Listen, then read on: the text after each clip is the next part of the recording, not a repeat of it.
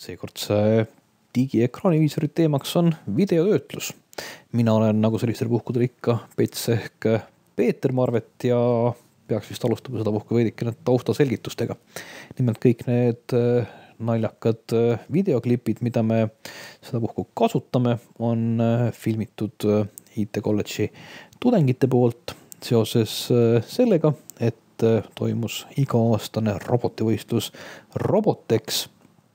Ja selle reeglid olid seda puhku üsnagi keerulised ning nende selgitamiseks tekkis mul mõte valmistada üks selline 3/4 minutine video.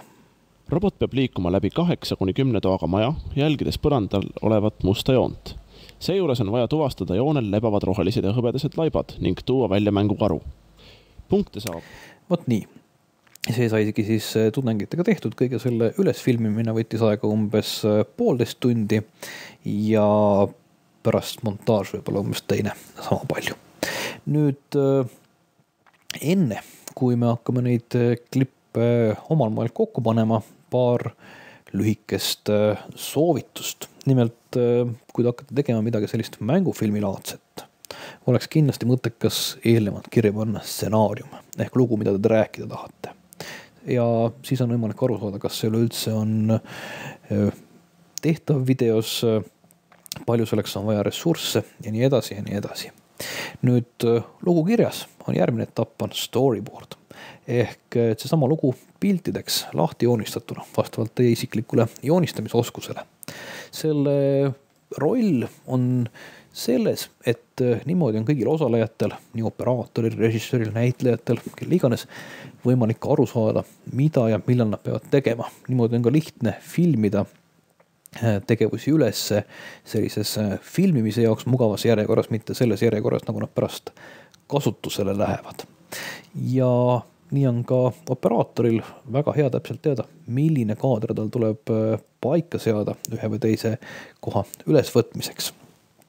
Nimelt on, nagu nähtavasti meile kõigile koolis õpetati, kinos kombeks rääkida erinevatest plaanidest, üldplaan, keskplaan, suurplaan, detail. Igaüks neist annab edasi erinevat sõnumit, erinevat tegevust ja lisaks, kui nüüd vaadata seda storyboardi, on kasulik panna neid omavahel vahelduma.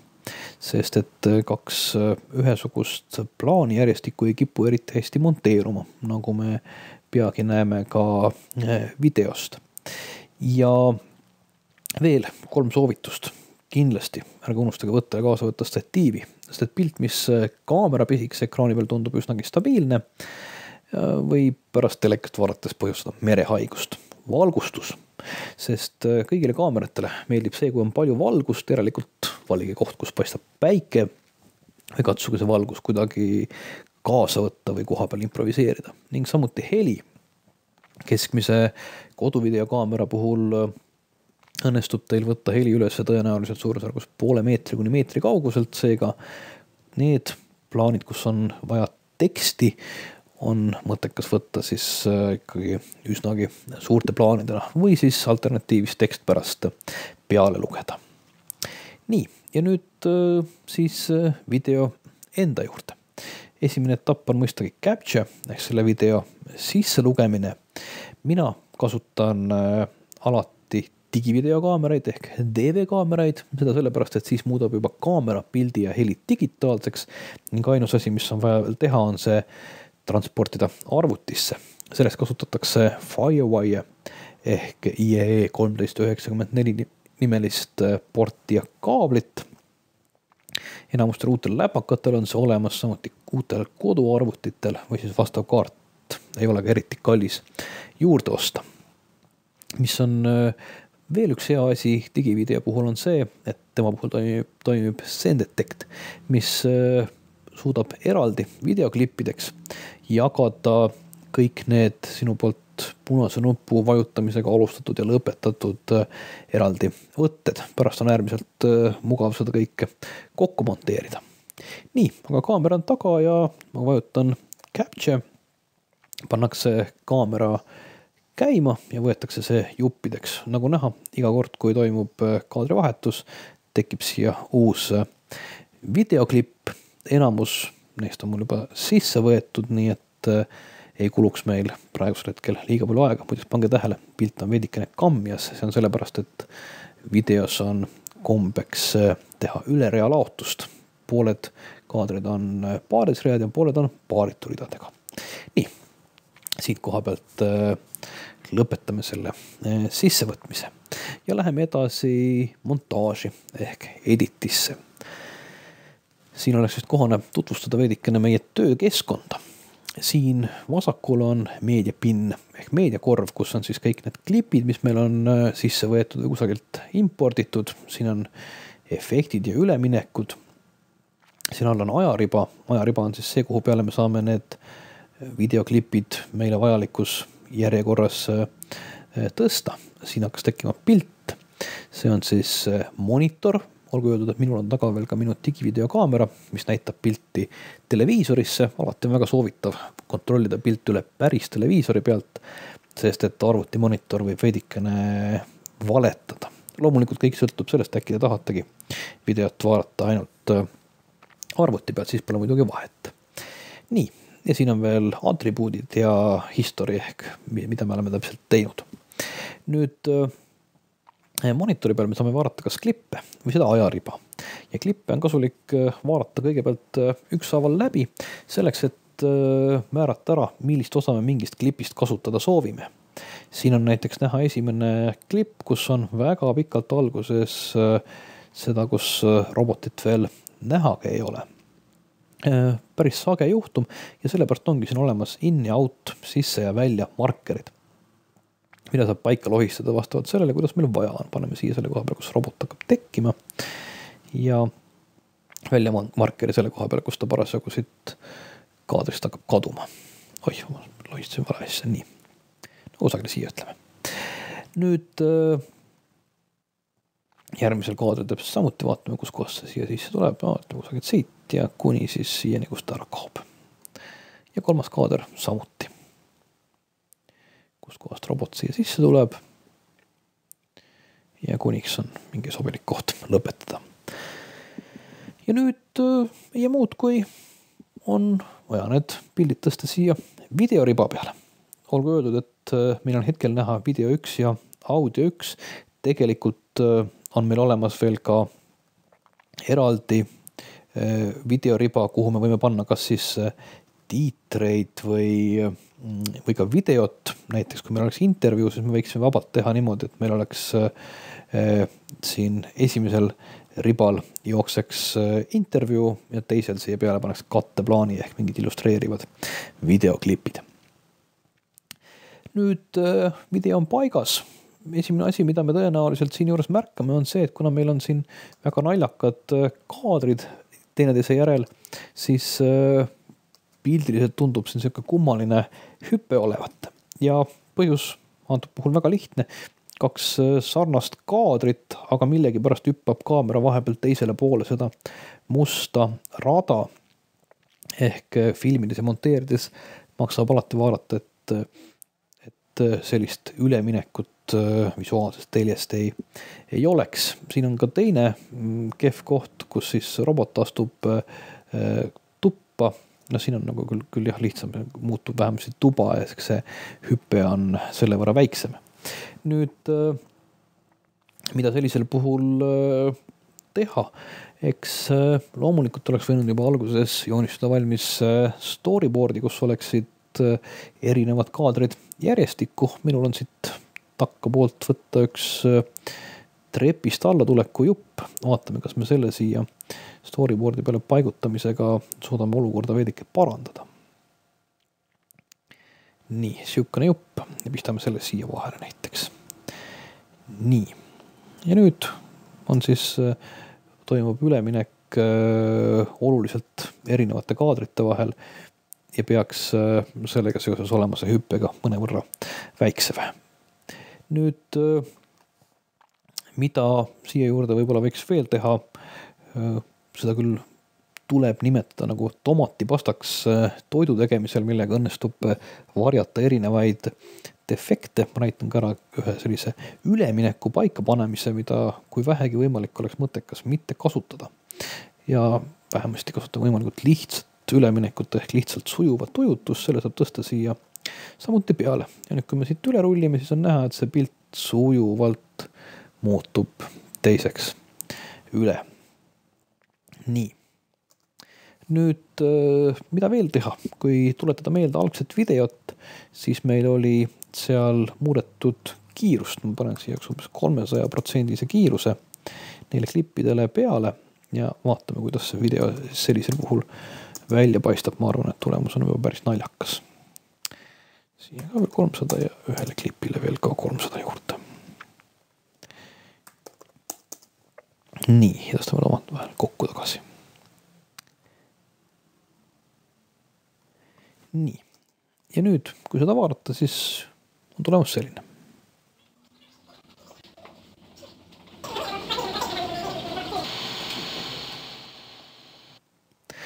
Tõsi, meil hetkel heli taustaks on tollane see võtteaegne müra, mis vahest ei ole kõige parem taust, sellepärast on mul võimalik siin video ja heli omavahel lahti ühendada, unlinkida. Ja siis ma saan selle võtteaegse musta heli ära kustutada ja panna siia näiteks, mul on siin üks jupikene Vitaliku nimelist prantsuse tegelast, kelle CD-tigiga mõni aeg tagasi soovitas ja vaatame, kuidas see video nüüd koos heliga paistab.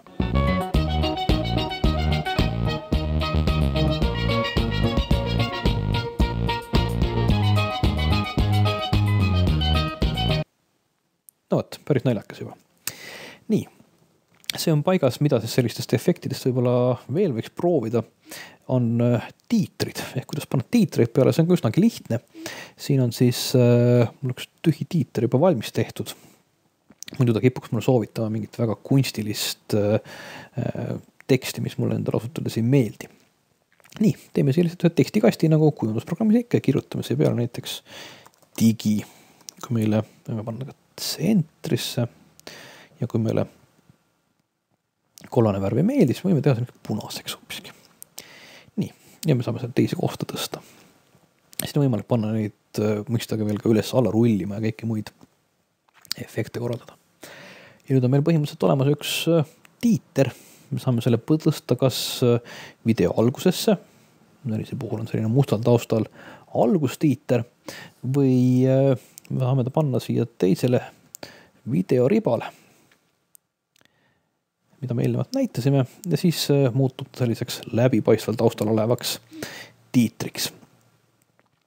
Nüüd on meil video praktiliselt valmis ja võiksime selle kuhugi välja panna. Mida selleks on vaja, on see video eksportida. Ja siin on nüüd selleks erinevaid võimalusi DVD, MP, QuickTime, Windows Media, mida neist kasutada. Jah, veel lisaks on võimalik ka linti välja kirjutada, mida ta mulle hetkel millegipärast ei paku. Mis mulle endale meeldib kõige rohkem, on see, et ma kõigepealt kirjutan selle välja aviks ja siin on võimalik kirjutada välja just nimelt DV aviks ehk samas formaadis, nagu on see lindi peal olev digivideo. Nii me saame võimalikult kõrge kvaliteedilise videofaili ja meil on võimalik pärast mis tahes tööriistaga hakata seda konvertima sellisele kujule, nagu me soovime seda kasutada. Diviksiks või MPG-ks või milleks iganes. Miks mulle meeldib see mitmeetapiline tegevus on see, et kui me sooviksime seda juba kohe praegust muuta näiteks X-viidiks, siis on meil vaja hakata otsustama näiteks kaadri suuruse üle, samuti kiiruste üle, milline on see ribalaius, kuhu me tahame seda kompressida ja see sõltub väga palju videost. Mulle meeldiks võtta see üks TV-avi ja siis pärast näiteks VirtualTube'is või TMP-Genkis proovida, millise kompressiooniga ma saavutan parima tulemuse. Ehk ma saan sellise suurusega faili, nagu mulle meeldib või nagu mul on võimalik veebi välja panna ja kvaliteet vastab samuti minu ootustele. Et sellepärast ma tahan niimoodi teha. Aga loomulikult, kes tahab, võib ka otse siit MPG-ks eksportida. Üks paljudele huvipakkuv variant on väljund DVD-ks. Ja see tähendab seda, et ma saan tõesti siit samast kirjutada välja päris DVD. Hetkel on siin lihtsalt see alguspilt, kus on võimalik vajutada play movie't, aga kui ma tahan, ma võin ka siin videos tähistada ära vajalikud need chapterid, samuti nagu on päris filmidel. Ma teen küll hetkel siin sellise asjanduse nagu auto-generate ehk kõikide nende tseenide koha peale, vahetuste koha peale tehakse uued peatükid ja nüüd, kui ma lähen uuesti DVD-d tegema, siis pakutakse mulle juba võimalust, kus on play movie ja eraldi võimalus käia ja valida pärast neid stseene. Loomulikult saab siin muuta nii alguseks olevat pilti kui ka kõike muud, mida taustapilte ja fonte ja nii edasi. Ja siin on võimalik vaadata, ehk kuidas see siis nende nuppudega liigutades ekraani peal tunduks ja burn ehk põletada DVD-ks. Mul on hetkel arvuti küll ühendatud ka DVD põletaja, nii et saatke täiesti kätte plaadi, mille võib pista mängijasse või sõbrale saata. Vot, selline oli siis seekordne screencast, mis rääkis sellest, kuidas töödelda ühte lihtsamat sorti videot. Kui kellelgi on küsimusi, siis kindlasti kirjutage mulle. Mina olen pets@tehnokratt.net. Võib nii küsida video kohta, pakkuda ideid, kuidas seda videoteemat edasi seletada, aga võib-olla ka täiesti uusi teemasid, millest võiks digi vahele teha screencasti ehk ekraaniviisori.